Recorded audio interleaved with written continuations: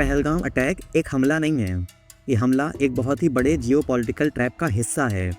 भारत के लिए एक जाल बिछाया गया है। 26 मासूम लोग मारे गए। लोगों को तुरंत बदला चाहिए।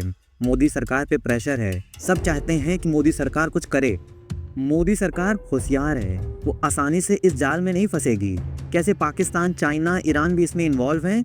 आइए चलिए पता करते हैं। पाकिस्तान की स्ट्रेटजी तो बहुत ही ज़्यादा साइकोलॉजिकल है। उन्हें पता है कि भारत के ऊपर बदला लेने का एक भारी दबाव है और वे चाहते हैं कि इंडिया बदला ले। लेकिन क्यों? आपने ध्यान दिया होगा कि इंडिया ने अभी तक कोई रिस्पॉन्स नहीं दिया है, पर आप देखेंगे कि पाकिस्तान की सेना लगातार इंडिया को प्रोवोक कर रही है। हर बार कुछ न कुछ ऐसे स्टेटमेंट देंगे या सीमा पर सेना की आवाजाही को तेज करेंगे। सीमा पर चल रही गोलाबारी इसी का परिणाम है।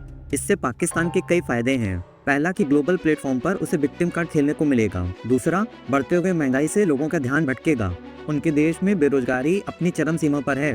खाने की चीज़ों के रेट आसमान छू रहे हैं। महंगाई से लोगों की हालत खराब है। और अभी जो बलूचिस्तान में ट्रेन इंसिडेंट हुआ वो हम सब ने देखा। लोगों का ध्यान थोड़ी समय के लिए इन चीज़ों से हटाने के लिए सबसे आसान है कि आप देश को जंग पे लगा दें। लेकिन वो इन सब में अकेला नहीं है। उसका एक साथी चुपचाप बैठ के तमाशा देख रहा है। वो चाहता है कि इंडिया का ध्यान थोड़ा सा हटे और वो अपना खेल खेले। मैं बात कर रहा हूँ चाइना की। चाइना का रोल बहुत ही ज़्यादा शांत और कैलकुलेटेड है। इस अटैक की टाइमिंग देखो। यूएस और चाइना के बीच ट्रेड वॉर चल रहा है। कंपनियां China+1 की पॉलिसी अपना रही हैं। मैन्युफैक्चरिंग कंपनियां चाइना से दूर जा रही हैं और ये कंपनियां भारत ना जा पाएँ ऐसा चाइना चाहेगा। ऐसे देश में कौन जाना चाहेगा जहां युद्ध हो रहा हो? चाइना चाहता है कि इंडिया का ध्यान इसी तरह के लगातार कॉन्फ्लिक्ट से भटका रहे। अगर इंडिया का सारा फोकस पाकिस्तान पर रहेगा तो वो इंडो पैसिफिक पर ध्यान नहीं लगा पाएगी। LAC पे ध्यान नहीं होगा। ग्लोबल ट्रेड पार्टनरशिप से उसका ध्यान हटेगा। टेक इनोवेशन पे बात नहीं होगी। पूरा देश युद्ध में उलझा रहेगा तो बाकी चीज़ों में पिछड़ता जाएगा।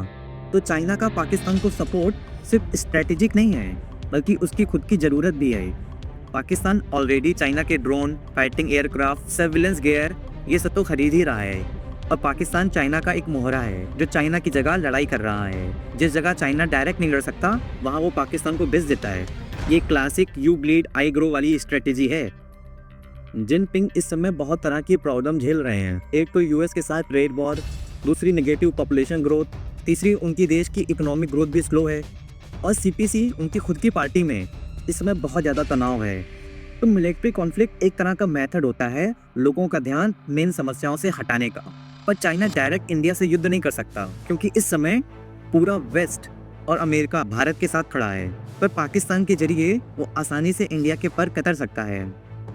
दुनिया देख रही है एक टेरर अटैक और मोदी समझते हैं इसे ट्रैप, एक जाल। इंडिया का अगला मूव पहलगाम को लेके नहीं होगा। ये रीजनल बैलेंस को एक नया आकार देगा। भारत, पाकिस्तान और चाइना का फ्यूचर डिसाइड करेगा।